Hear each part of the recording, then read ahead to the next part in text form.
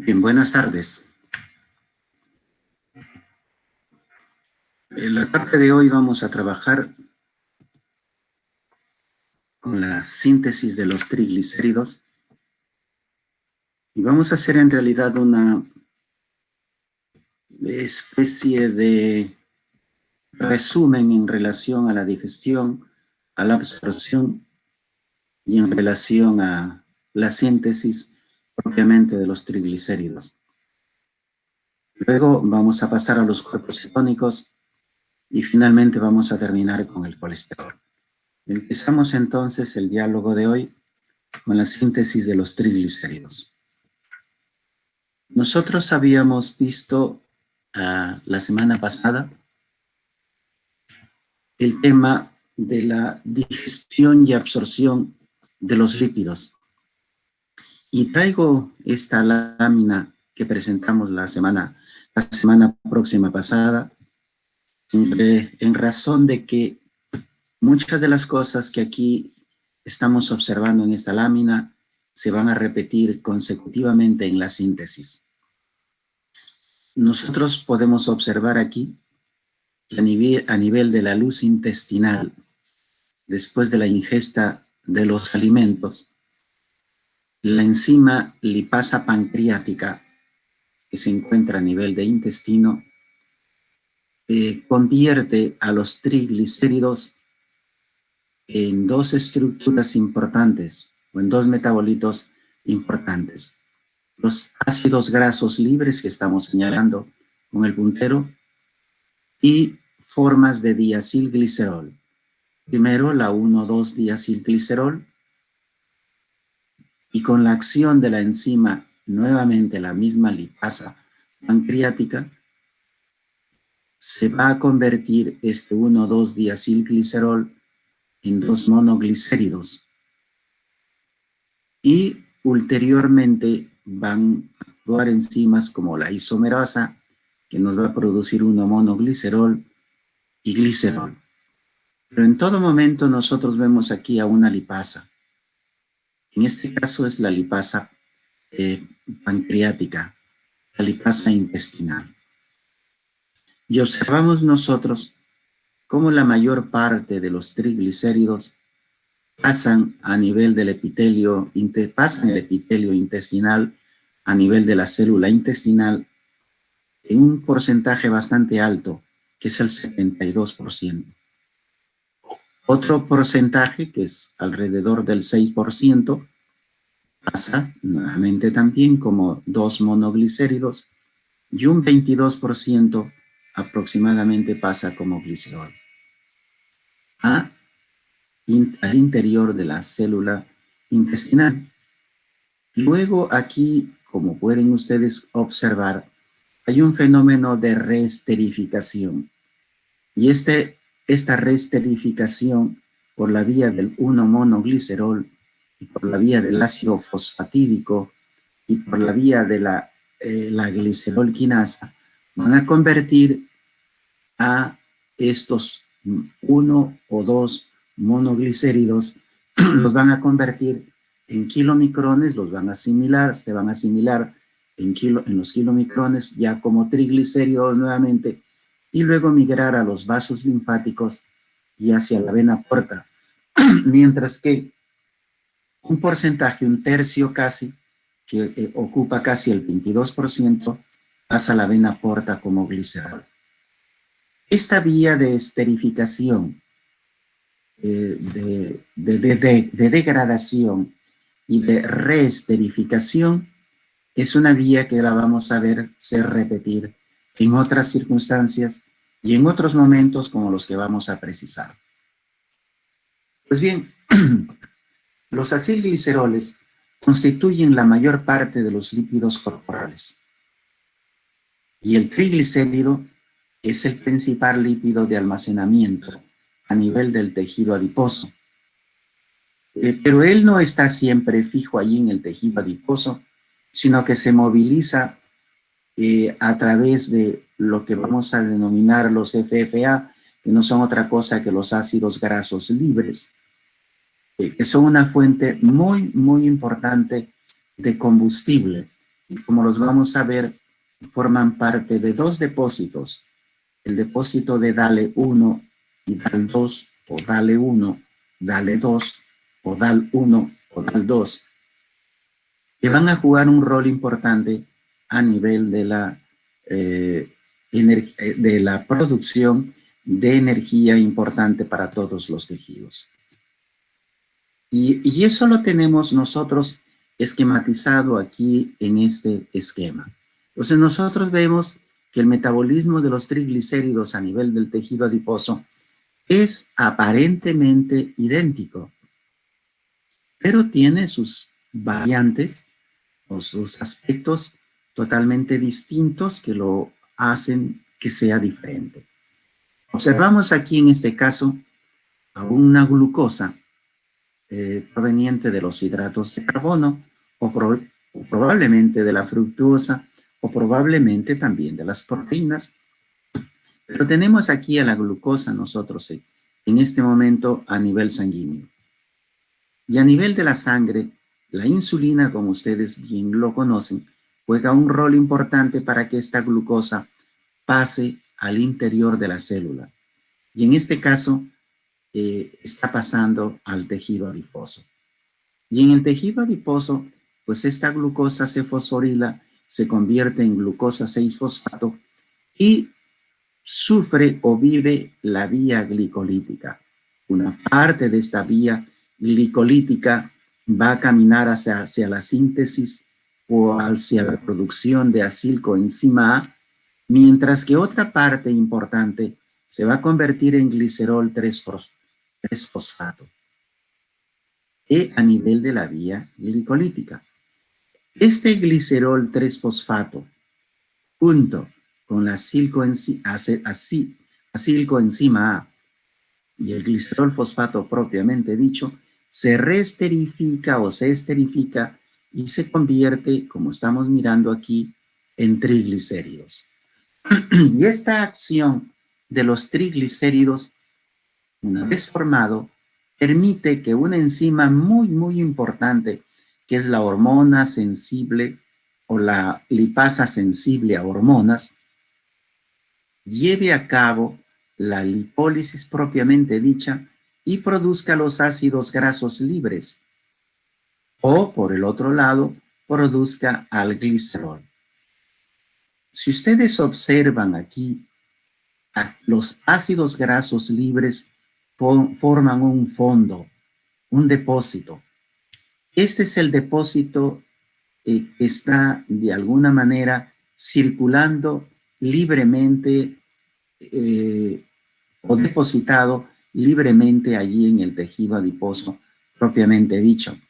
Le llaman el depósito 1, DEL 1 o DAL 1 o DALE 1 en buen castellano. Estos ácidos grasos libres del fondo 1 pasan a formar parte de los ácidos grasos libres que los vamos a tener nosotros ya a nivel de sangre. Entonces, este depósito que estaba aquí, fijo, casi seguro, guardado, aquí es circulante y forma parte de los ácidos grasos libres 2, fondo 2, que es el que va a circular y el que va a permitir que viaje o llegue hacia la sangre y a los tejidos y desde allí pues pueda ser distribuido para la producción de fosfatos de alta energía. Pero el glicerol también por la otra parte va a viajar también hacia la sangre. Y aquí hay otra enzima, una enzima a nivel de membrana que se llama la lipasa lipoproteica, que va a convertir a los ácidos grasos libres y al glicerol nuevamente en triglicéridos. Y estos van a viajar a través de la sangre como kilomicrones. Entonces, como les decía, la lipasa sensible a hormonas va a ser activada por una serie de hormonas y bloqueadas por otras tantas.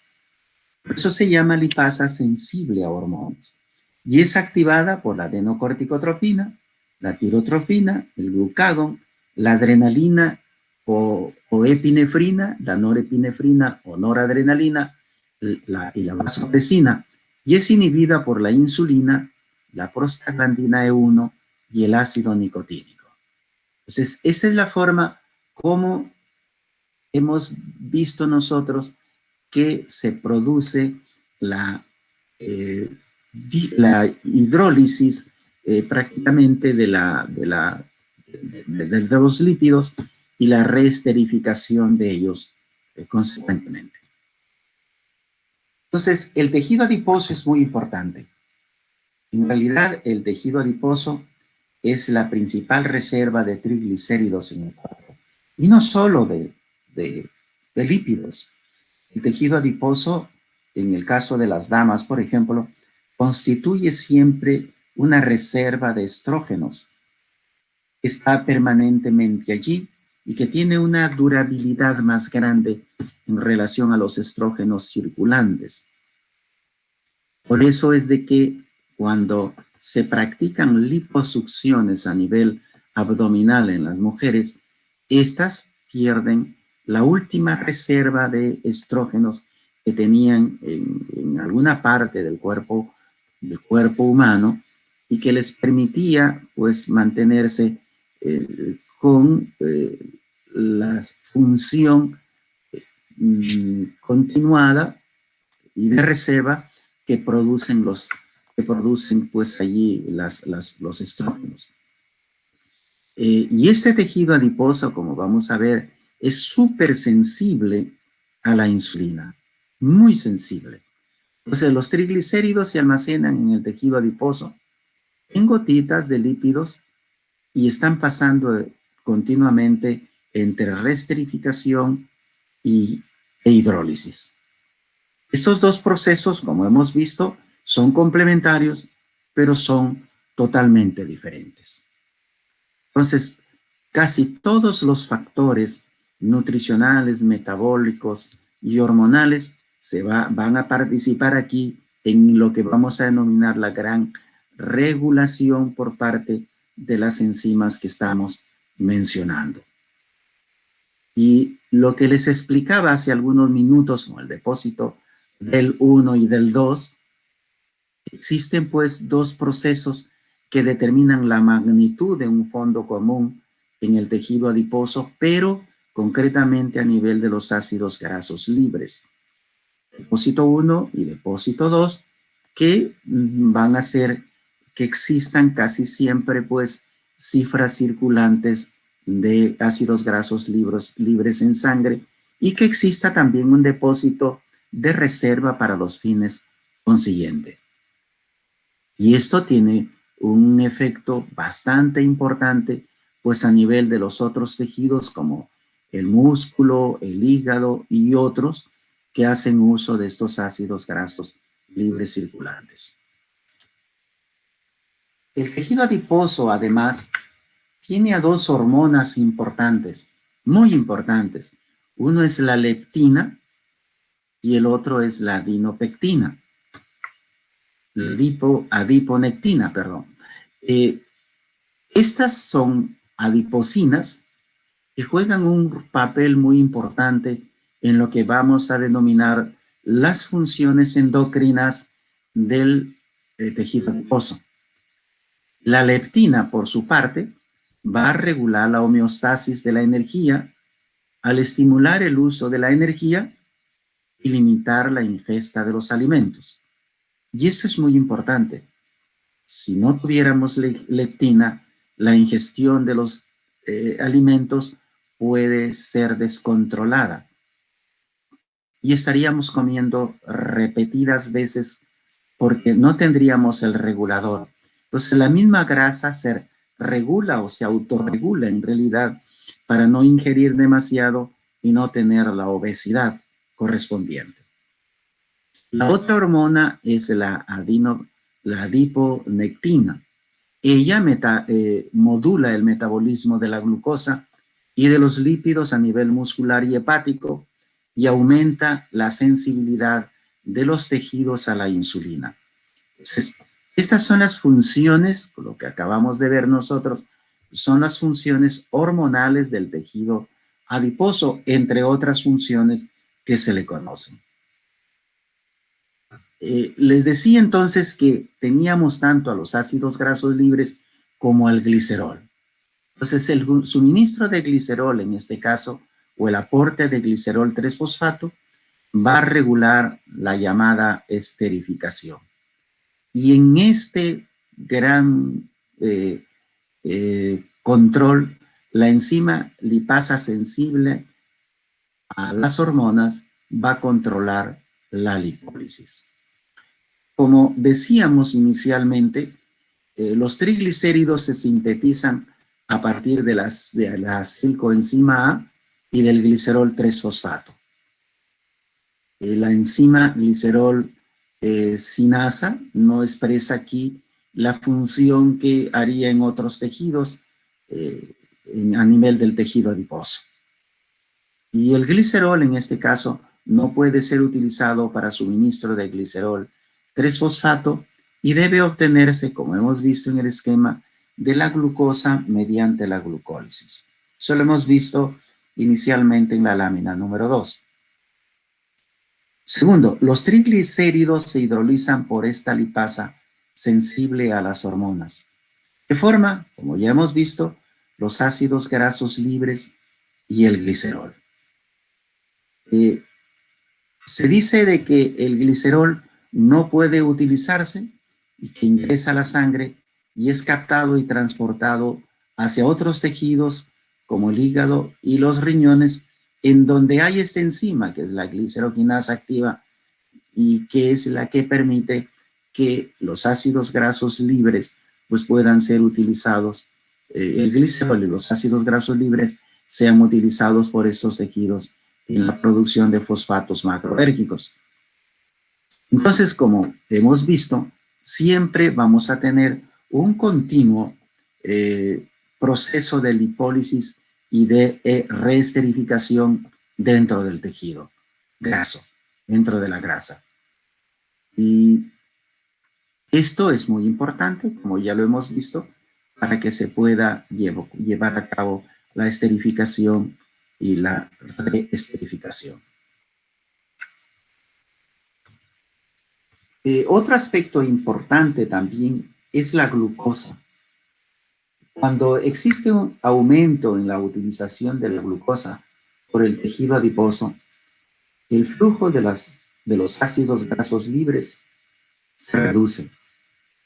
Sin embargo, la liberación de glicerol continúa, lo que demuestra que el efecto de la glucosa no está mediado por la reducción del índice lipolítico. Y esto se debe, como ya habíamos visto, al suministro del glicerol 3-fosfato, que aumenta la esterificación de los ácidos grasos libres. Y en ese sentido, la glucosa puede tomar varias vías en el tejido adiposo, como es la oxidación hasta el CO2 por la vía del ciclo de Krebs, la oxidación de la vía de la pentosa fosfato, la conversión de los ácidos grasos de cadena larga, la formación de acilglicerol, etc. Entonces, esto va a reducirse en la medida que la utilización total de la glucosa ocurre. La mayor proporción de la glucosa se dirige hacia la formación del glicerol 3-fosfato, como hemos visto para la esterificación de acilcoenzima A, que ayuda a reducir o a minimizar el flujo del propio glicerol. Como les decía, la insulina juega un rol muy importante a nivel del tejido adiposo. Cuando tenemos glucosa incrementada, la captación de glucosa hacia las células adiposas mediante el transportador GLUT4 se incrementa. La insulina inhibe la liberación de los ácidos grasos libres a partir del tejido adiposo o desde el tejido adiposo, lo que produce una reducción de los ácidos grasos libres que circulan en el plasma. El incremento entonces de la lipogénesis en esas circunstancias y de la síntesis de acilglicerol va a estar aumentado, como también va a estar aumentado la oxidación de la glucosa por medio de la vía de la pentosa fosfato. También van a aumentar la actividad de las enzimas de la piruvato deshidrogenasa, la acetil-CoA carboxilasa, la glicerol fosfato aciltransferasa, etcétera, que hacen que pueda generarse por la acción de estas enzimas una regulación coordinada por mecanismos de fosforilación y defosforilación, como vamos a ver en un esquema más adelante. La insulina también inhibe en el tejido adiposo la actividad de la lipasa sensible a hormonas, lo que disminuye la liberación no solo de los ácidos grasos libres, sino también del glicerol. Como ven, la hormona insulina en el tejido adiposo es bastante sensible. Y esto es lo que les decía. ¿Cómo se controla la lipólisis en el tejido adiposo? Si ustedes ven punteado de color rojo, tenemos a una serie de hormonas que van a actuar como inhibidores y como bloqueadores. No solamente hormonas, sino también, inclusive en este caso, como la cafeína, que va a actuar como un inhibidor de la adenilciclasa y un inhibidor de la cascada ulterior que continúa. Entonces aquí lo vemos por ejemplo la cafeína y también vemos a la hormona tiroidea en la parte inferior. Mientras que en la parte superior estamos viendo a la insulina, la prostaglandina E1 y el ácido nicotínico que se comportan como inhibidores. Lo mismo los ácidos grasos libres que están siendo producidos en este caso por acción ya de la hormona lipasa sensible activa. Mientras que en las líneas punteadas de verde tenemos a todos los estimulantes de la acción de la adenilciclasa y concretamente entonces dentro de las funciones de la lipasa sensible a las hormonas ulteriormente. Entonces aquí vemos a la epinefrina, a la norepinefrina, a las hormonas tiroideas, a la hormona del crecimiento, a la CTH y al glucagón y otros. Finalmente, como vamos a ver nosotros, la enzima, la proteína quinasa dependiente del AMP cíclico va a mantener en un control muy estricto, tanto así o parecido a lo que ocurría en la gluconeogénesis cuando se hablaba de la fosforilación y la desfosforilación correspondiente a la enzima de esa vía. En este caso, la lipasa sensible a hormonas, que es la lipasa B, va a ser la hormona inactiva, que por la proteína quinasa dependiente del AMPC se convierte en hormona sensible o hormona activa, y por acción de la lipasa fosfatasa se convierte ulteriormente en hormona inactiva. Aquí en este caso la insulina va a jugar el factor ya no de contrarregulador, de bloqueador, como hemos visto en esta parte, sino todo lo contrario, va a ser un estimulador de la reacción de la activación y de la inactivación. Entonces, este esquema es muy importante para comprender el control de la lipólisis y la regulación de la lipólisis en el tejido adiposo. El tema número 2 son los cuerpos cetónicos. Los cuerpos cetónicos en el esquema presente los vamos a ver nosotros a partir de un metabolito simple que es la acetilcoenzima A.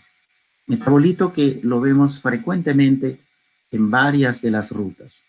La acetilcoenzima A proviene de la CILCO-A. Acetilcoenzima A también proviene de la glucosa, también proviene de los ácidos grasos, etc. Y la ruta de la acetilcoenzima A va a obtener, va a producir en un determinado momento lo que denominamos los cuerpos cetónicos. Esto ocurre, como lo indica el esquema, a nivel hepático. A nivel sanguíneo, estos cuerpos cetónicos también pueden migrar hasta los riñones, y en los riñones los cuerpos cetónicos pueden producir la acetona a nivel pulmonar, y estos pues ser eliminados parcialmente por esa ruta. A nivel de los tejidos extrahepáticos, nuevamente tenemos a la glucosa y a la acilcoenzima A, productora del metabolito acetilcoenzima A, que nos va a producir cuerpos cetónicos.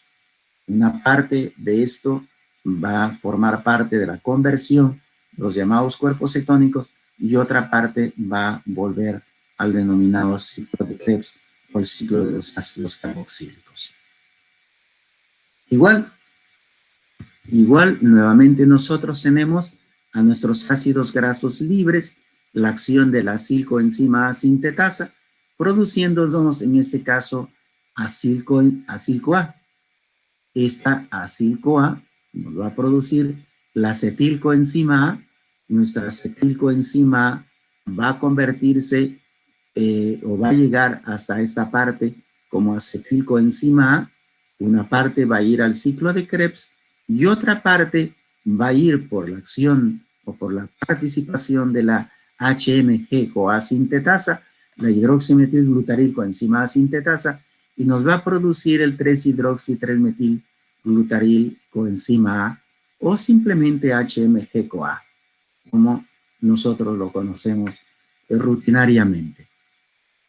En este primer momento, hemos puesto aquí una flecha de color rojo, o casi rojo, se forma uno de los primeros compuestos, o uno de los compuestos, que se llama la acetil-CoA, otro que es el acetoacetato, y otro que es el D3-hidroxibutirato, que es el tercer u otro de los cuerpos cetónicos importantes que nosotros vemos producirse a nivel de los cuerpos cetónicos.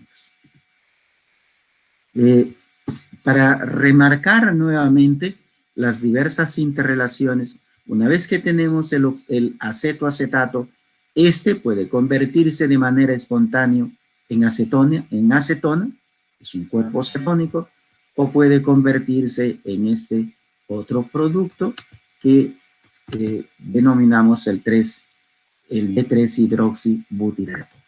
Entonces, esto es lo que ocurre normalmente, y estas reacciones son pues frecuentes para la producción de los cuerpos cetónicos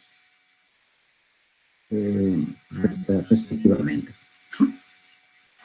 ¿Cuándo ocurre cetogénesis? Cuando hay un alto índice de oxidación de los ácidos grasos en el hígado. ¿Esto cuándo significa? Significa cuando ingerimos una alta cantidad de chicharrones, por ejemplo, una alta cantidad de grasa, una alta cantidad de frituras, pues si vamos a tener una cetogénesis muy, muy elevada, porque hay un índice muy alto de oxidación de los ácidos grasos.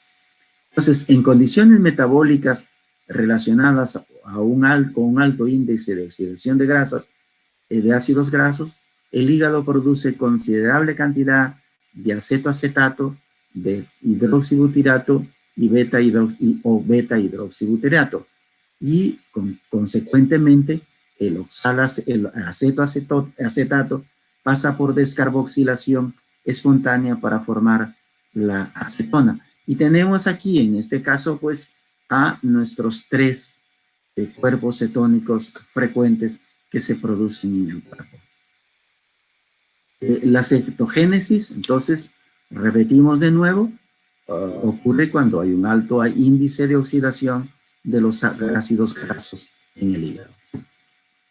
La concentración de los cuerpos cetónicos totales en los mamíferos bien alimentados con una buena cantidad de grasa no excede los de los 0.2 milimoles por litro, excepto en los rumiantes, en los cuales se forma de manera continua 3-hidroxibutirato, pero en este caso a partir del ácido butírico, que es producto de la fermentación a nivel del rumen de los mamíferos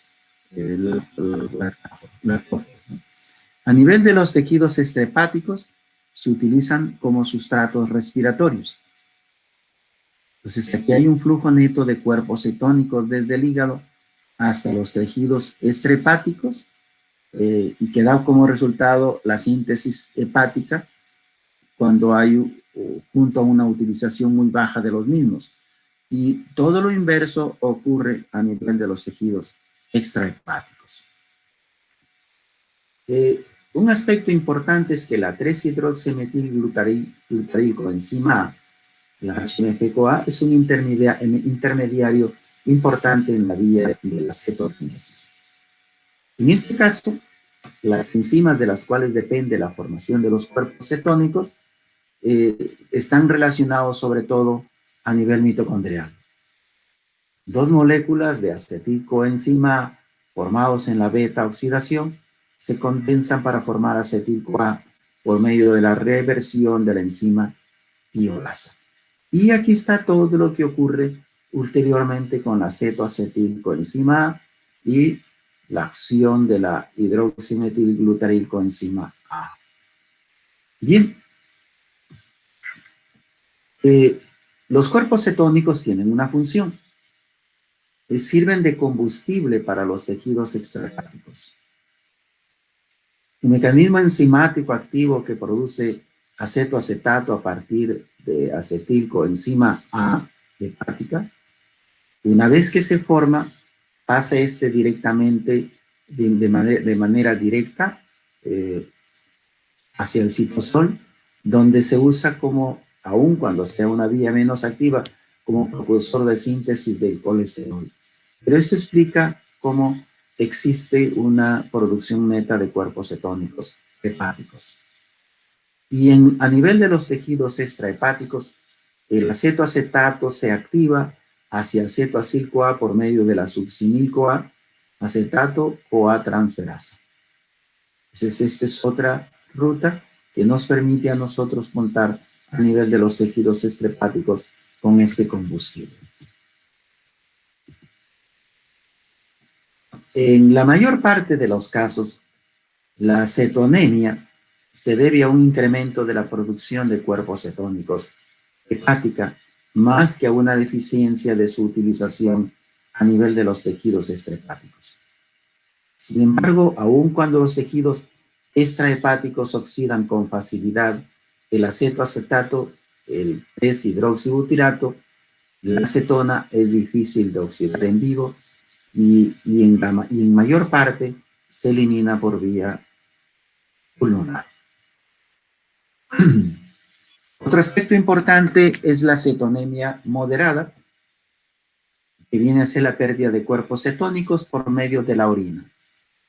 En realidad es un porcentaje bastante bajo de la producción a nivel de los cuerpos cetónicos y no podemos establecer un umbral renal, en este caso de los cuerpos cetónicos, parecido al umbral renal de la glucosa, dado de que no es trascendente o no tiene gran importancia. En realidad sí, el método preferido para evaluar la gravedad de la cetosis es la medición de los cuerpos cetónicos en sangre, lo que se ha denominado la cetonemia y no la cetonuria.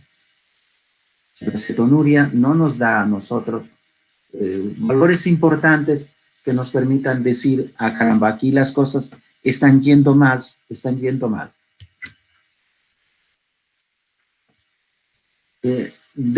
Existe, como ustedes bien lo conocen, la beta-oxidación. Y la beta-oxidación nos sirve a nosotros para tener un control adecuado de la regulación de la cetogénesis o de la producción de cuerpos cetónicos. Pues bien, cuando se incrementan los ácidos grasos libres circulantes provenientes de la lipólisis a partir de triglicéridos, van a estimular la cetosis en el tejido adiposo. Entonces, aspecto número 1, el incremento de los ácidos grasos libres circulantes que vienen de la lipólisis. Los ácidos grasos libres son los precursores de los cuerpos cetónicos hepáticos. Y esto último ocurre a nivel postprandial. También puede ocurrir en el ayuno, como estamos viendo en la presente lámina.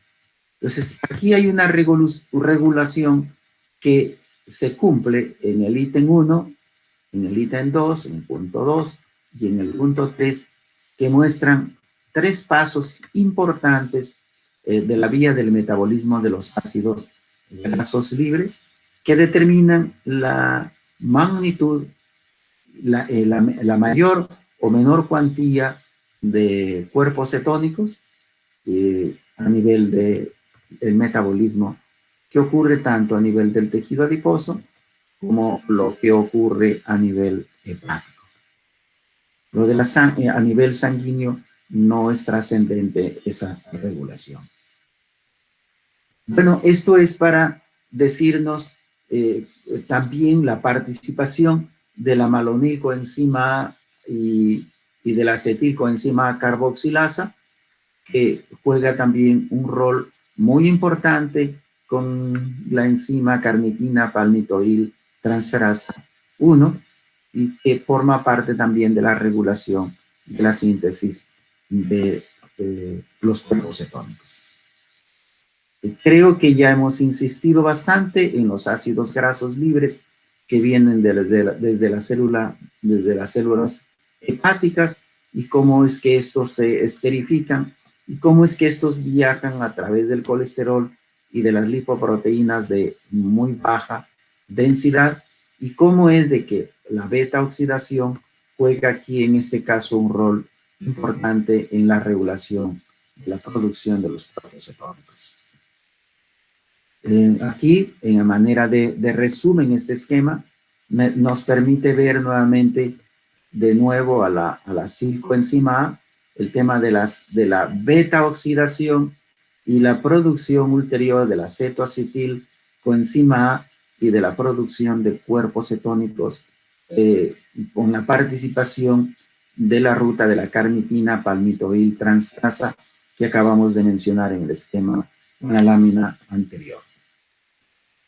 También para tener en cuenta siempre presente el rol que juega a nivel de la insulina, a nivel hepático y a nivel del mismo metabolismo de la glucosa y del rol que juegan las lipoproteínas de muy baja densidad para traernos y transportarnos el metabolito acilcoenzima A y finalmente al malonilco A, el sistema de la carnitina de la palmitoil transferasa que atraviesa la membrana mitocondrial y que nos permite a nosotros pues tener el proceso de la formación de los cuerpos cetónicos.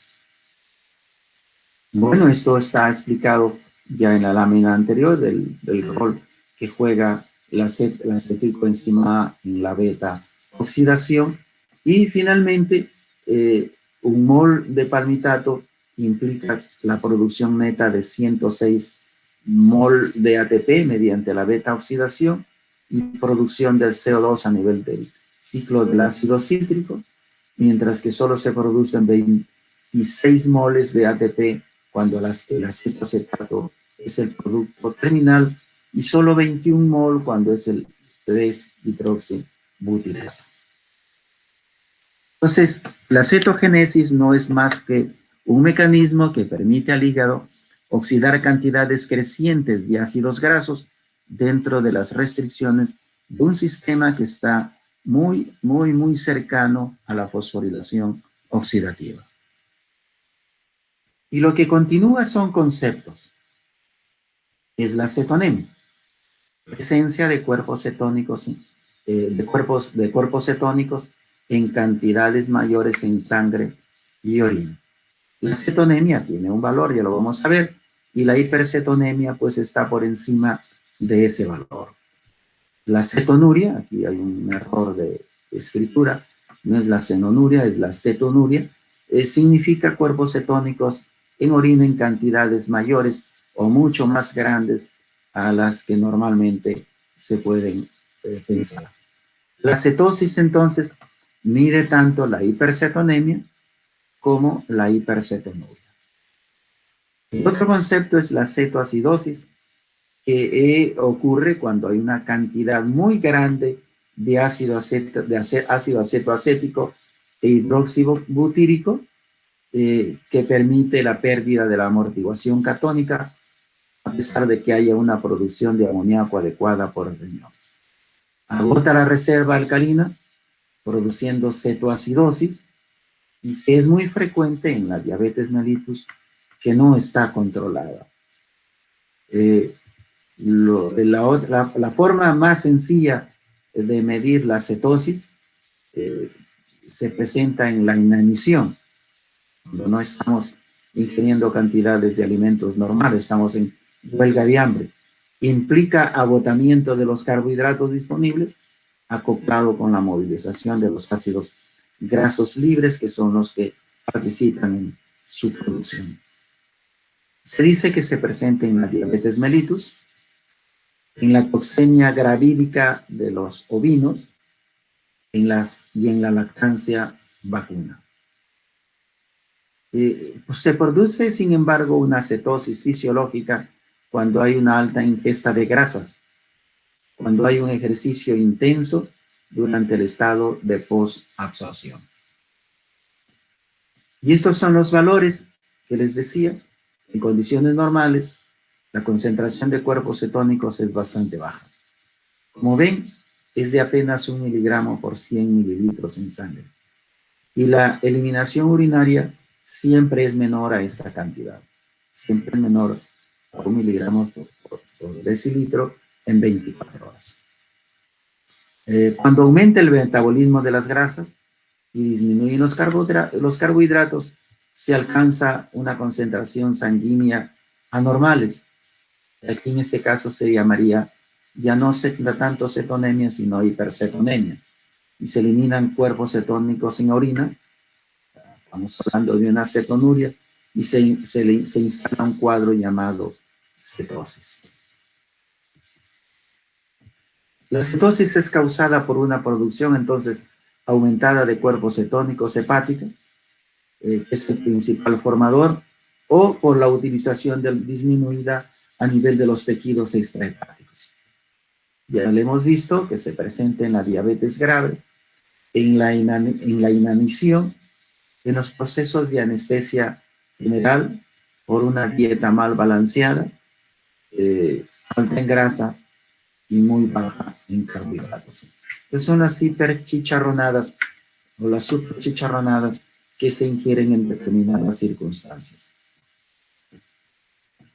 Bien, esto es para ver que el acetato y 3-hidroxibutirato son combustibles normales en el metabolismo aeróbico y son importantes desde el punto de vista cuantitativo como productores de energía a nivel del músculo cardíaco, la corteza renal y del cerebro principalmente. Y finalmente, vamos a referirnos al colesterol. Se habla mucho del colesterol y decimos generalmente las cosas malas del colesterol. Y pocas veces se nos ocurre abordar las cosas buenas del colesterol. El colesterol es bueno, pero también es malo. Lo que ocurre es que tiene que haber un balance adecuado en la ingesta del colesterol para que éste no se malignice y no produzca problemas a nivel de las personas o de los seres humanos. ¿Cuáles son las ideas generales que tenemos nosotros del colesterol? Está presente en los tejidos y en el plasma, como colesterol libre o como colesterol combinado. Está presente como éster de colesterol, que es la forma de almacenamiento. En el plasma, estas dos formas que estamos mencionando se transportan a nivel de las lipoproteínas. Y el colesterol es un lípido anfipático. Por tanto, es un componente estructural esencial de las membranas y de la capa externa de las lipoproteínas plasmáticas. Anfipático es cuando tienen doble función o dualidad de función. Es bueno y es malo. ¿Es beneficioso? Y no es beneficioso. La síntesis de muchos tejidos a partir de la acetil-CoA también es una idea importante que debemos tener en cuenta. Y una de las cosas muy valiosas en realidad del colesterol es que nos produce todos los esteroides. Esa es una de las bondades más grandes que puede tener el colesterol. Si no lo satanicemos al colesterol completamente. El colesterol es bueno. Echamos la culpa de todo. Echamos la culpa de que nos morimos, de que nos dan infartos agudos de miocardio, pero a nadie se nos ocurre pensar a veces que este alimento, este nutriente, pues produce los esteroides, produce los corticosteroides, produce las hormonas sexuales, produce los estrógenos, produce las testosterona, produce los ácidos biliares que nos ayuda a la digestión de la misma grasa y produce también la vitamina D. Lo vamos a encontrar en alimentos tanto de origen animal como la yema de huevo, carne, hígado y cerebro. El cerebro tiene gran cantidad de colesterol. Hay personas que gustan mucho de ingerir sopa de cabeza de carne y no se divierten comiéndolo. Yo solo de verlo ya no quiero ingerirlo, ¿no? De ver que me presentan un plato de esos, salgo corriendo. Pero hay personas que les encanta la sopa de cerebro y se comen el cerebro del carnero y lo toman en ayuna, incluso temprano, muy temprano. Otro aspecto es que las lipoproteínas de baja densidad, las LDL plasmáticas, es el vehículo que aporta el colesterol y el éster de colesterol hacia muchos tejidos. El colesterol libre se elimina en los tejidos por medio de las lipoproteínas de alta densidad, las HDL. Por eso es que a esta lipoproteína le llaman la lipoproteína bonita, porque es la barredora. Barre con todo el colesterol, elimina prácticamente el colesterol. Lógicamente, cuando le damos mucho trabajo a la HDL, porque ingerimos grandes cantidades, la vamos a depletar y los niveles de HDL, porque están cargando siempre colesterol, pues van a estar bajas, no en la cantidad adecuada que deberían estar. Se elimina, transportan al colesterol, en este caso, hasta el hígado, como HDLs, y se eliminan luego en el cuerpo, sean con cambios o sean sin cambios, a través de los ácidos biliares. Un proceso que se conoce como proceso inverso o transporte inverso del colesterol. Otro aspecto importante de lo malo del colesterol es que es un constituyente importante de los cálculos biliares. La mayor cantidad de formación de los cálculos biliares se debe a dos motivos. Uno, los estrógenos. Y dos, el colesterol. En los estrógenos, pues los cálculos biliares se van a formar por acción en las chicas, en las damas, por acción de los estrógenos. Esa es una de las acciones colaterales que tienen los estrógenos. No quisiéramos que lo tengan, pero lo tienen. Y en los varones el colesterol propiamente dicho. La principal participación de este elemento es la aterosclerosis en las arterias. Y esto es lo que más hablamos casi siempre del colesterol. Las enfermedades cerebrovasculares, coronarias, vasculares periféricas, la obesidad, en fin, todo lo malo del colesterol. El colesterol no es malo. Los malos somos nosotros, que no sabemos ingerirlo en las cantidades adecuadas. La síntesis del colesterol. La mayor parte, casi el 50%, es por síntesis, alrededor de 700 miligramos al día. El resto proviene de la dieta promedio. Entonces, algunos hablan incluso que este 50% es mayor y que llega al 60%. Por eso es que les decía, es la mayor parte. Pero el resto va a provenir de la dieta promedio. Lógicamente es que las personas amantes del chicharrón pues van a tener una ingesta mucho más alta aquí y casi no van a usar la parte que significa la síntesis propiamente dicho. El hígado y el intestino dan cuenta de cerca de un 10% de la síntesis total de colesterol. Y casi todos los tejidos que contienen células nucleadas tienen capacidad de síntesis del colesterol, lo cual ocurre en el RES, en el retículo endoplásmico y en los compartimientos citosólicos. Entonces, como ven, el colesterol es muy ubicuo, lo vamos a tener pues por todos los sitios, yo diría en este caso por toda la economía. Cuando hablamos de todas las células nucleadas, estamos hablando prácticamente de todas las células, excepto los eritrocitos o glóbulos rojos. Entonces, en todo lugar prácticamente se produce colesterol. Por lo tanto, pues debemos ingerir solo ese otro 50% que necesitamos. Y aquí tenemos nosotros un primer esquema. Hemos querido dividir nosotros el esquema en varios pasos para que puedan ser apreciados en la pantalla. El colesterol proviene de dos moléculas de acetilcoenzima. Y la primera reacción de esta vía, el bien denominado paso 1, es la conversión del 2-acetilcoenzima A en mevalonato. Esa es la primera síntesis. Para eso necesitamos nosotros a 3 enzimas. La tiolasa, la hidroximetilglutarilcoenzima A sintetasa o sintasa. Sintasa. En realidad es una sintasa, no es una sintetasa.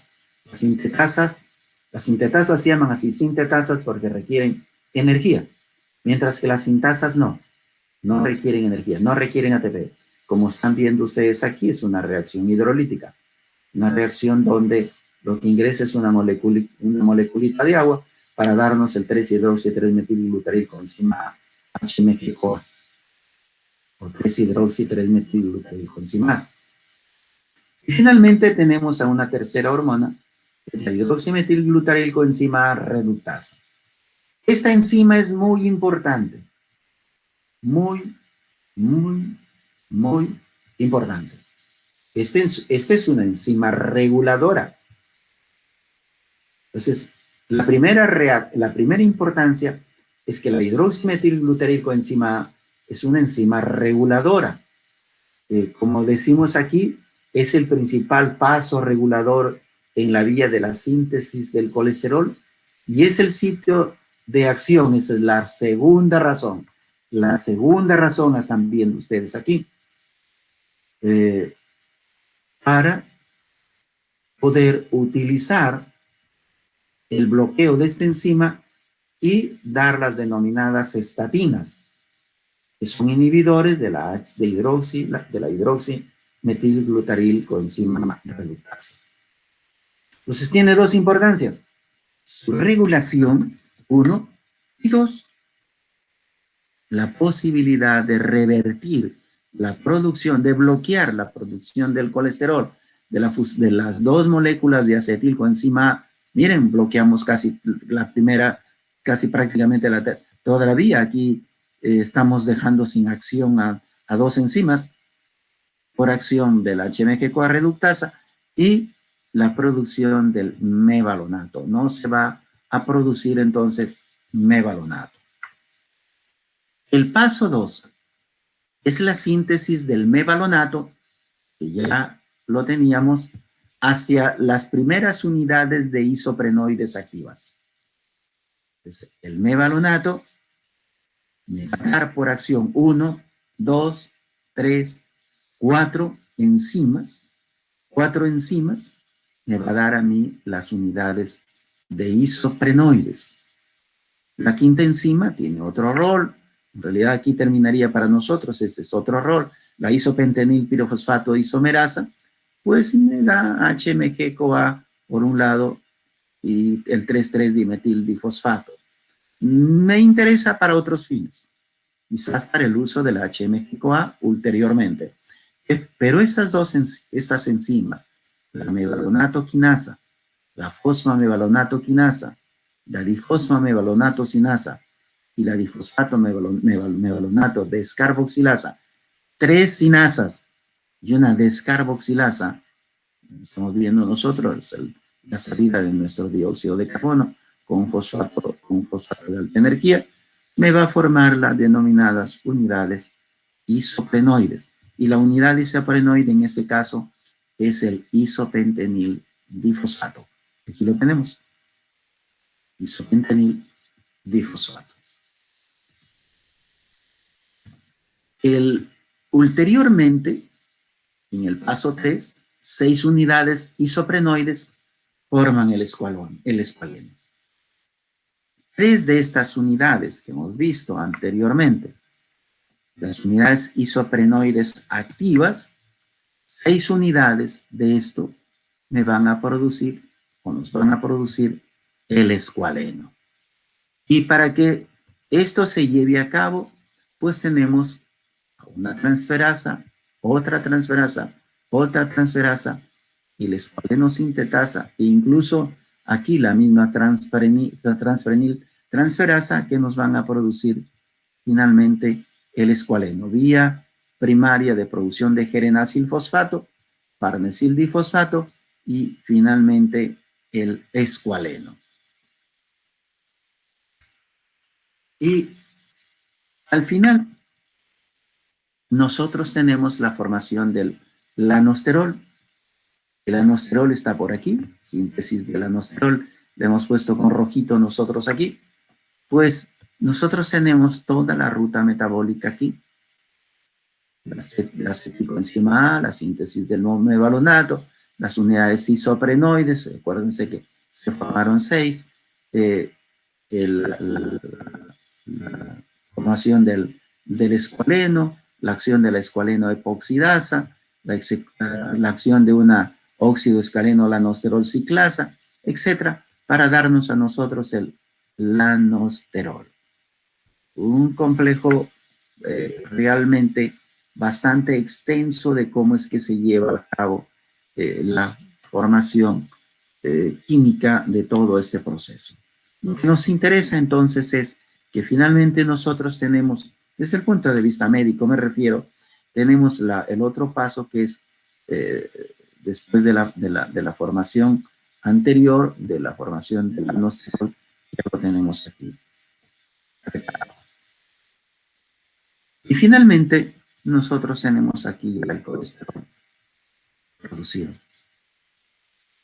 Es la formación del colesterol. ¿Desde dónde? Desde el lanosterol. Y hay una ruta de deshidrogenaciones, de isomerizaciones y finalmente de una delta 24 reductasa que nos forma finalmente el colesterol. Esta última etapa es también otra etapa importante, en tanto esta etapa, la etapa de la delta 24 reductasa, que forma al final ya el colesterol, también es importante porque además de ser la final, la vía final común, la conclusión de la ruta, esta enzimita pues puede ser bloqueada. Como aquí lo vemos nosotros, con el tripanol para reducir la síntesis de colesterol. Entonces, nosotros lo vemos aquí, ya un poco más sencillo. Ya esto está explicado de manera más rudimentaria, de manera más simple, más sencilla. Las dos moléculas de acetoacetilcoenzima A que concluyen el paso 1 con la formación del mevalonato.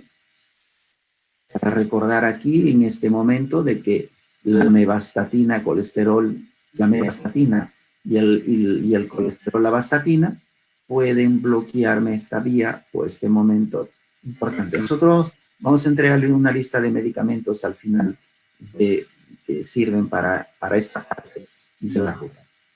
El mevalonato termina con el isopentenil pirofosfato a través de la cascada enzimática, que aquí vemos de manera reducida, tres sinasas, la mevalonatocinasa, la fosfomevalonatocinasa y la mevalonato pirofosfatocinasa, y finalmente una descarboxilasa, que es la fosfenol mevalonato descarboxilasa, que concluye con el paso número 2. El paso número 2, el isopentenil pirofosfato, termina con la producción del escualeno, y la producción del escualeno al final con la producción del anosterol en el paso 4. Aquí tenemos el paso 2, el paso 3 y el 4 y el paso 4. Como les decía, es un esquema mucho más sencillo y quizás hasta más comprensible para la mayoría de nosotros.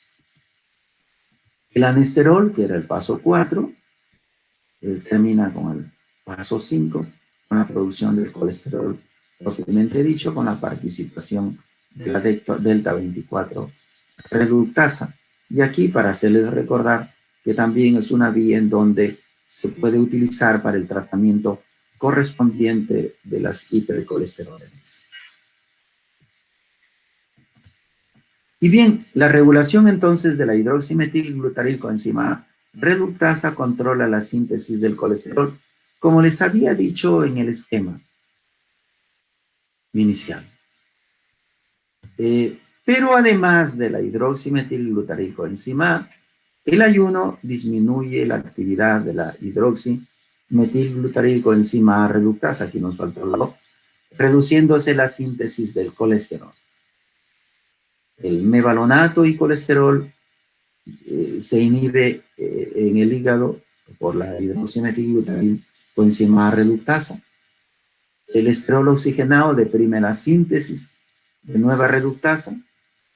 El LDL colesterol captado por medio de los receptores para LDL, receptores ApoB, 100 y ApoE también inhiben el colesterol. La administración de insulina y de la tiroidea incrementan la actividad de la hidroximetilglutaril-coenzima reductasa. Y finalmente, dentro de este esquema, el glucagón y los corticoides reducen la actividad también de la hidroximetilglutaril-coenzima reductasa. La enzima puede, para continuar con lo que estamos mirando, la regulación del HMG-CoA reductasa, en el ítem 7 decimos la enzima puede fosforilarse y puede desfosforilarse dependiente del AMPC y por tanto ser sensible también al glucagón. Y variaciones en la dieta también van a formar parte de la regulación de esta enzima. Dieta con porcentajes muy pequeños de colesterol. En ratas se sintetiza 70-80% de colesterol en hígado, intestino delgado y glándulas suprarrenales. Dietas con 2% de colesterol, se reduce la producción endógena en ratas. Conclusión, hagan trabajar al cuerpo. No coman mucha grasa. Cuando yo explico a veces en el curso de nutrición que debemos comer el aceite con cuentagotas, me miran casi siempre asustado, ¿no? Y es que no necesitamos en realidad ingerir más allá de las cantidades que se requieren. Dieta con 2% de colesterol, entonces reduce la producción endógena. Mientras más alta sea la cantidad de colesterol que ingerimos, pues más reducida va a estar el trabajo del intestino delgado, de las suprarrenales y del hígado. Una disminución de 100 miligramos de colesterol en los alimentos causa una reducción de 0.13 milimoles por litro de suero. Imagínense. Entonces, hoy en día de lo que se trata es primero de dirigir el tratamiento de todas las hipertensiones, de todos los daños vasculares, reduciendo la ingesta del colesterol. Aquí hay factores que van a influir el equilibrio tisular del colesterol, cuando hay un incremento, cuando hay una captación de los receptores de lipoproteínas que contienen colesterol. Y, por ejemplo, el receptor LDL o receptor de limpieza. 2, cuando la captación de lipoproteínas que contienen colesterol por una vía no mediada por receptores. 3, captación de colesterol libre a partir de lipoproteínas ricas en colesterol para la membrana celular. Durante la síntesis del colesterol y en la hidrólisis de los ésteres de colesterilo por éster de colesterilo hidrolasa. La reducción cuando se produce. Cuando hay salida de colesterol de la membrana hacia las lipoproteínas pobres en colesterol, en particular de la HDL3 o HDL naciente, promovida por la lecitin colesterol aciltransferasa. 2, cuando hay esterificación de colesterol por el acilcoenzima A colesterol aciltransferasa. Y 3, cuando hay utilización de colesterol para la síntesis de otros esteroides, como las hormonas y los ácidos biliares hepáticos. Y esto es para ver el transporte del colesterol a nivel de los tejidos. Nosotros tenemos aquí un fondo común de colesterol no esterificado. Lo han presentado sus compañeros en la semana pasada. Un par de ellos presentó incluso, me parece, también este esquema de la vía enterohepática, de la vena porta y del colesterol, y cómo es de que este fondo común que se sintetiza, que llega aquí, puede pues iniciar una ruta larga. Aquí la vemos apenas con la formación de los ácidos biliares a través de un fondo común total que hacen un total de 3 a 5 gramos aproximadamente, y cómo es que este depósito pues migra, sea por esta ruta que aquí vemos, hacia la formación de los ácidos biliares, o sea por esta otra ruta, que aquí también estamos señalando vía puntero, y lo estamos llevando igual hacia el intestino delgado. Y una parte importante aquí es cómo el colesterol en exceso pues se elimina, gracias a Dios, por las heces.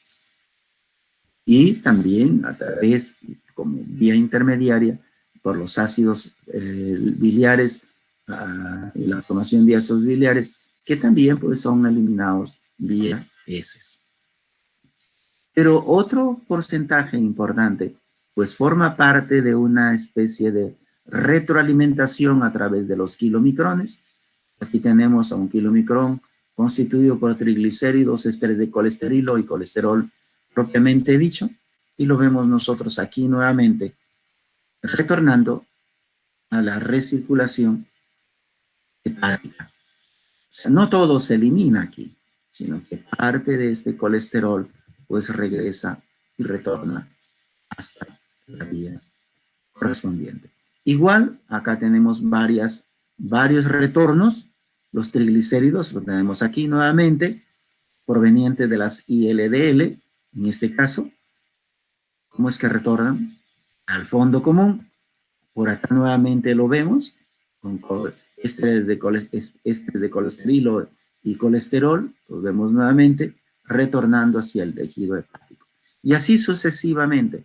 Entonces hay una circulación entero hepática o hepática entero, pues, y no solamente desde ahí, sino un tercer lugar que se llaman los tejidos extrahepáticos, a donde también llegan los tejidos extrahepáticos y que van a ser utilizados para la respectiva esterificación, reesterificación, formación de ácidos grasos libres, etcétera, para que este colesterol pues circule. Por lo tanto, no es necesario pues ingerir cantidades altas de colesterol para mantener un equilibrio adecuado. Tampoco es correcto decir, no, en mi dieta nunca más voy a comer colesterol. No es correcto. No es correcto. El tema es de que todo exceso se convierte pues en una situación dramática que produce alteraciones importantes en las personas. Bien, y esto es para ver qué es lo que pasa con nuestro colesterol. Este es un esquema bastante sencillo. El colesterol dietético son los ésteres de colesterol alimentario, son absorbidos como colesterol libre o como colesterol dietario. El libre es el que hemos visto ahí nosotros, que está recirculando, el dietario, el que viene de los alimentos, el colesterol libre biliar, que viene pues de la vesícula biliar, y el colesterol que se sintetiza a nivel de los intestinos delgados. Viajan como kilomicrones, ocupan, miren como ven, casi el 80-90%, que se esterifica con ácidos grasos de cadena larga a nivel de la mucosa intestinal. Incluso pues han sido medidos y hasta cuantificados. Del colesterol plasmático, por ejemplo, 5.2 milimoles por mililitro. Y la mayor parte de este esterificado vía lipoproteínas de baja densidad, que es la mayor parte, y de las lipoproteínas de muy baja densidad algunas veces. El colesterol hepático tiene pues un recambio con lo que les decía, con el colesterol de la dieta, y con un recambio con el colesterol plasmático, que también va hacia los tejidos. Esta es una especie de resumen de lo presentado anteriormente. Entonces, 1 gramo de colesterol en 24 horas se elimina sin mayores problemas. 50% de ese es postconversión en ácidos biliares, y el otro 50% como eliminado como esteroides neutros. Y dentro de ellos está el coprosanol, que es el esterol principal a nivel de las heces, y que es el responsable del color que éstas tienen. Y bien, esta es otra parte importante de lo que nosotros venimos mencionando frecuentemente, es el colesterol, su conversión pues en 7-alfa hidroxicolesterol, su formación en colil-CoA o ácido cólico, en ácido fenoxicólico, la glicina y el ácido colil-CoA o ácido glucocólico, el ácido tauracólico o ácido biliar primario. Entonces, esto es para ver la biosíntesis y la degradación de los ácidos biliares que vienen desde el colesterol. Entonces, como ustedes están viendo, el colesterol es muy noble. No es tan maligno como lo pintamos. O sea, tiene cosas bondadosas, y aquí lo tenemos a nosotros formando el ácido cólico y el ácido fenoxicólico, y finalmente formando los ácidos biliares primarios. Y si queremos incluso forzar las cosas aquí, también tenemos el ácido colil-CoA o ácido cólico, propiamente dicho, pues que si bien es cierto, es una especie de recirculación, lo cierto es de que también puede convertirse en ácido biliar en algún momento, cuando recircula. Aquí, para continuar, la formación de los ácidos, del ácido cólico, tenemos por un lado la formación de la taurina, por otro lado tenemos la formación del ácido glicocólico, que es el ácido biliar primario, y finalmente el ácido biliar secundario, que es el ácido deoxicólico.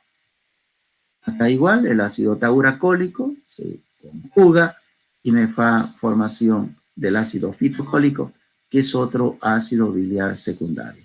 Entonces tenemos aquí nosotros nuestro ácido biliar primario formado. Por el otro lado, tenemos los ácidos biliares secundarios. Nuevamente por acá un ácido biliar primario con la participación de la taurina, una desconjugación por la 7-alfa deshidroxilación, y tenemos pues a los ácidos biliares primarios y secundarios formados perfectamente. Pero como les decía, pues las bondades del colesterol llegan hasta aquí también. Entonces tenemos nuestro colesterol, que ya hemos hablado de toda la ruta metabólica, pero finalmente, y en un determinado momento, eso nos va a producir la pregnenolona.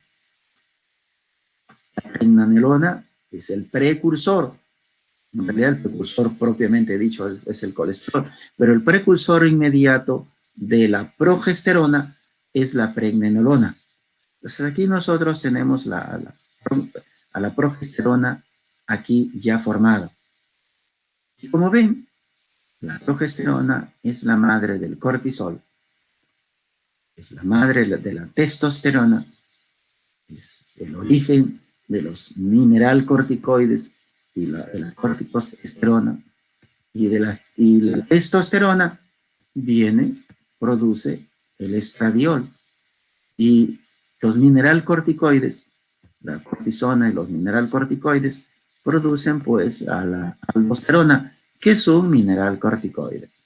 Entonces, si nosotros vemos aquí, tenemos progesterona, que la necesitamos para el embarazo y la reproducción humana. Tenemos el cortisol, que es un inmunomodulador, es una hormona esteroide interna producida por nosotros mismos. Y de la progesterona, así que no nos sintamos que no somos parte de ellas y ellas que no son parte de nosotros. No son una especie distinta.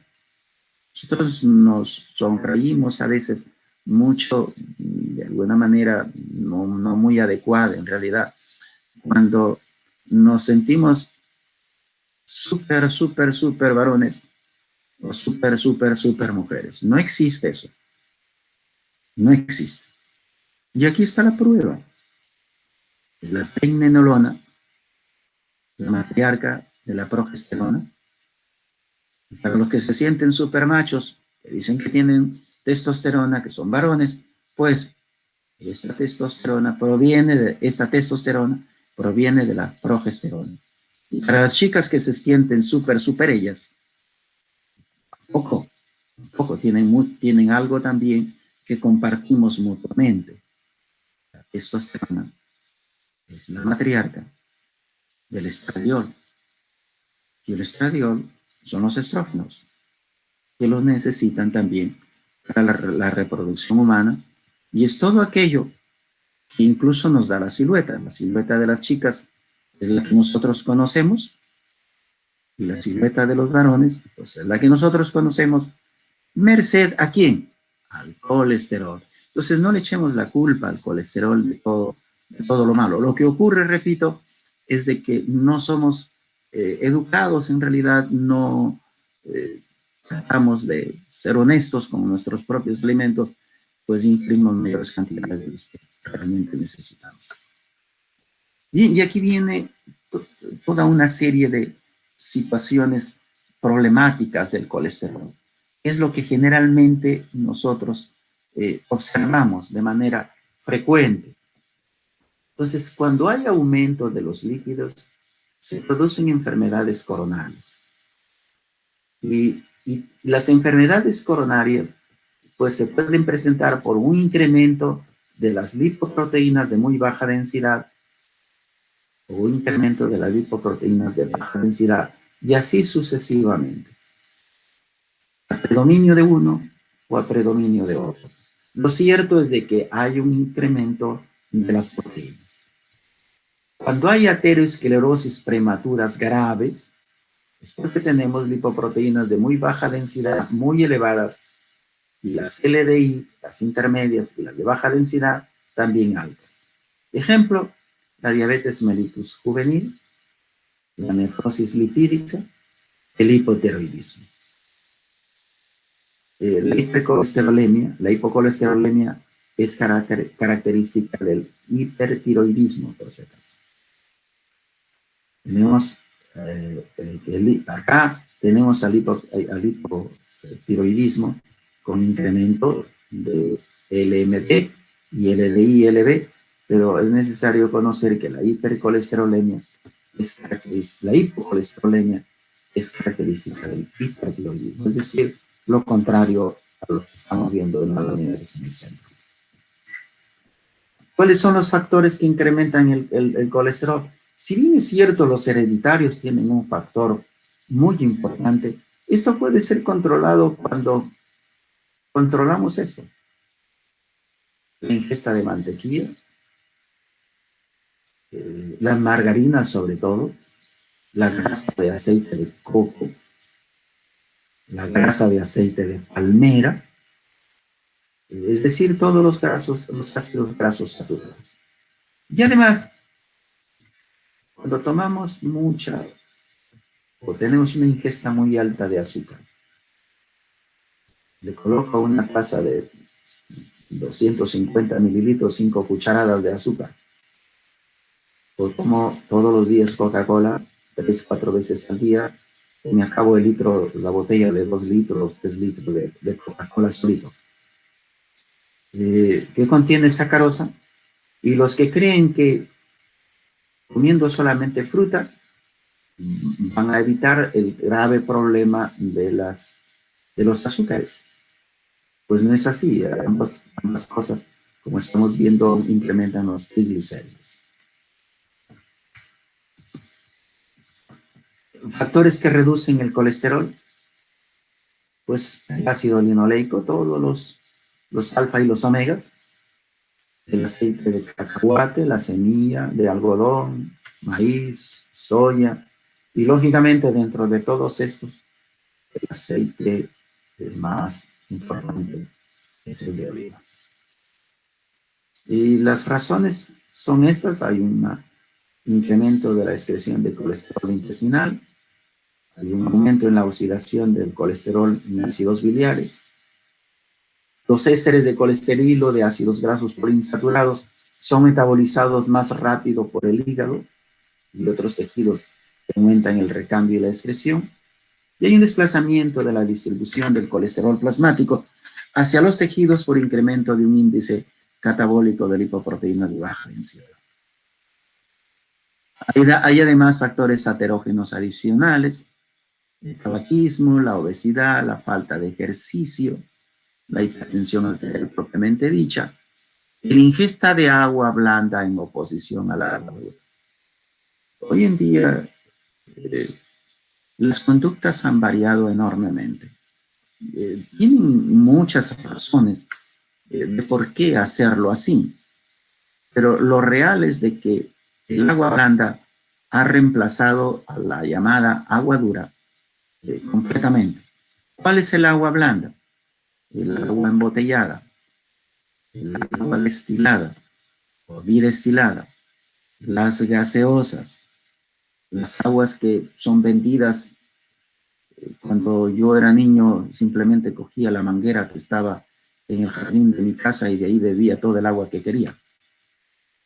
Cuando apareció el cólera, eso desapareció también y se cambiaron costumbres. Desde entonces, de manera inicial, todo lo que hacíamos en mi casa era hervir el agua, pero ahora todo el mundo quiere beber, me incluyo incluso ahí, agua blanda. Y el agua blanda es el agua embotellada, el agua destilada, el agua que está en gaseosas o en bebidas parecidas. Finalmente, aquí los ácidos grasos plasmáticos producen esto, un incremento de los ácidos grasos plasmáticos, aumentan las salidas de LMDB, aumentan la salida de triglicéridos y aumentan la salida del colesterol. Entonces, todo esto son factores aterógenos adicionales. Bueno, hay factores que aumentan los ácidos grasos libres. La pandemia esta nos tiene a todos tensos y nerviosos. La nicotina, fumamos más de repente, tomamos más café de repente, y pocas comidas abundantes en lugar de comidas continuadas. Pues desayuno y almuerzo y ya no ceno, o desayuno y ceno y ya no almuerzo. En fin, las señoras, las premenopáusicas, parecen hasta estar protegidas contra daños por tener todavía incrementadas las lipoproteínas de alta densidad. Bien, este es un esquema de una clasificación fenotípica. Está en uno de los libros de la literatura que suelo utilizar. El problema de las hipolipoproteinemias, están las beta, las hipolipoproteinemias, la deficiencia alfa de lipoproteína familiar. En fin, tenemos las hiperlipoproteinemias, la tipo 1, la tipo 2. Este es un esquema separado de lo que vamos a ver en este esquema. Lo tenemos nosotros. Este es el esquema de Harper, que dice virtualmente lo mismo. El nombre de la patología, cómo se le conoce, el defecto y algunos comentarios. Por ejemplo, la hipolipoproteinemia y la beta-lipoproteinemia es bastante raro, ¿no? tal como lo menciona su mismo libro de Harper. En fin, tenemos aquí 1, 2, 3. Este es extraído de su libro de Harper. Continúan la tipo 2A, el hipercolesterolismo tipo A, tipo 2A, el familiar, la deficiencia hepática de lipasa, la deficiencia, la hiperalfa lipoproteinemia familiar, también nos menciona que es rara. Lo que predomina en cada una de ellas, y que léelas con un poquito de paciencia, por favor. Yo he querido pasarlos aquí a las filminas para que ustedes lo tengan en cuenta. Y este es un esquema de la medicina clínica, que es lo que se utiliza frecuentemente en las clasificaciones ya clínica para los que son amantes de la medicina interna. Es extraída del libro de Harper. En la pantalla tengo yo el libro de Harper detrás mío, y lo utilizo para algunos momentos en donde debo convertir esto en clínico. Entonces tenemos a la hipercolesterolemia aislada, tipo 1, tipo familiar, y tenemos a la hipertrigliceridemia, también aislada, familiar, el fenotipo comprometido, qué metabolito del colesterol está aumentado, las LDL, las VLDL, o todos ellos, los kilomicrones, el fenotipo característico, el 2A, 2A, 4, 1, 4, 1, 5, etc. Entonces, aquí continúa la hipercolesterolemia aislada también, la hipertrigliceridemia aislada y las características de cada una de ellas. Y esta es uno de los últimos. Lo cierto es que cuando el colesterol sube, es un poco difícil que nosotros podamos definir con exactitud dónde está el daño. Solo lo que encontramos es que el colesterol está alto, que los lípidos están altos, que los triglicéridos están altos, que las HDL están muy bajas, etc. Es lo que vamos a ver nosotros. Frecuentemente, entonces, decimos, este paciente tiene una dislipidemia, porque nos es un poquito difícil precisar de manera clínica exacta qué es lo que está ocurriendo. Y esto es para los tratamientos correspondientes.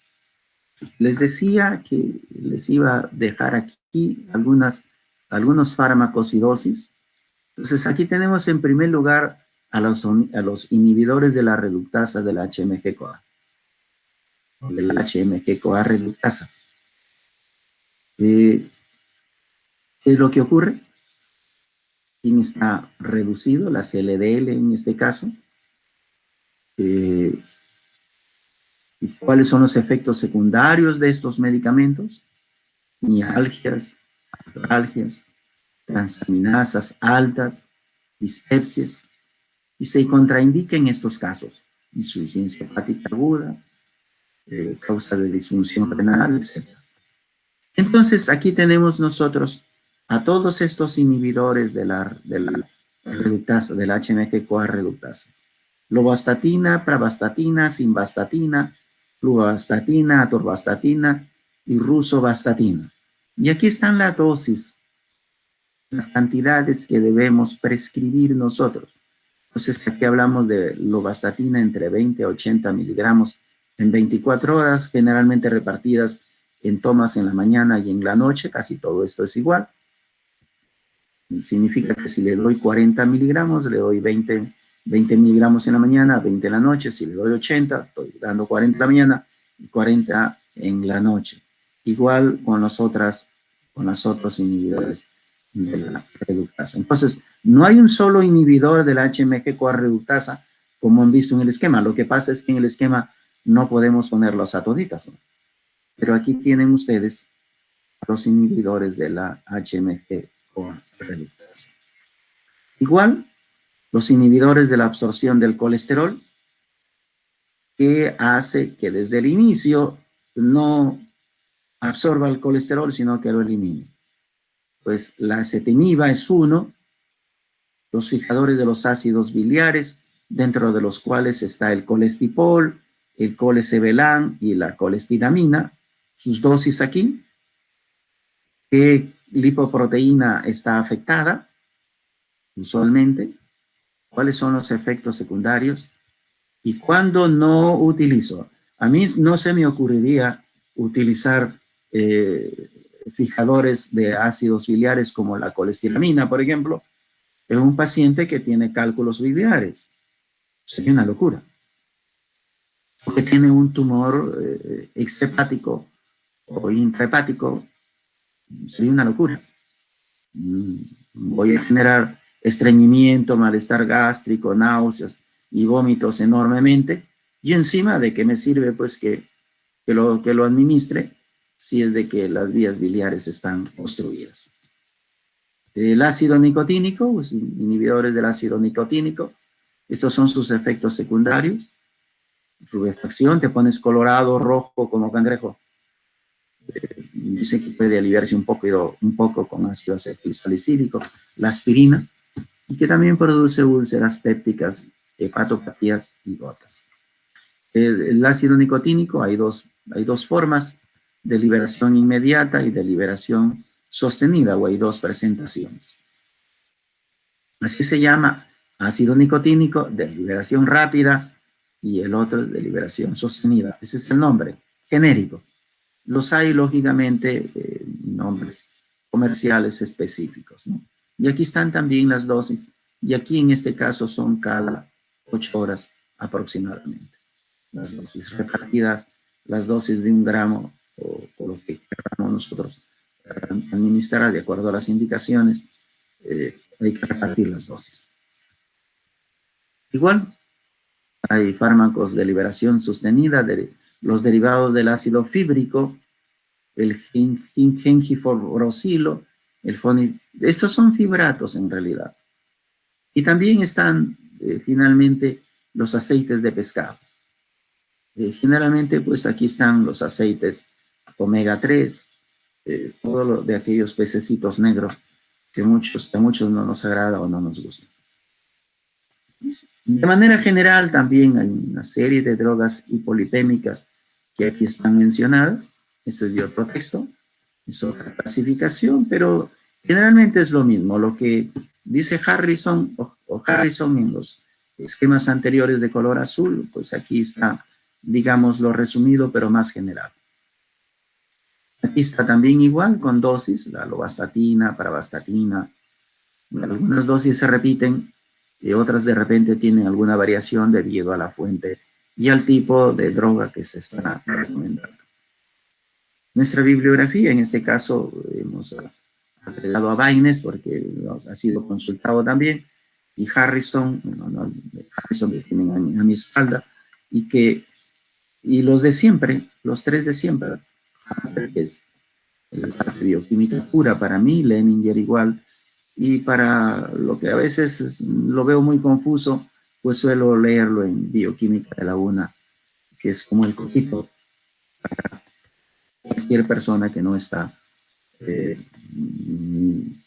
no pudo comprender alguno de los temas de cualquiera de los otros textos.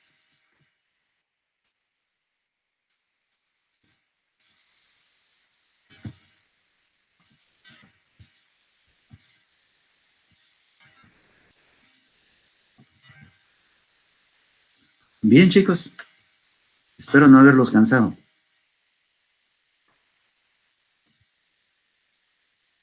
¿Preguntas?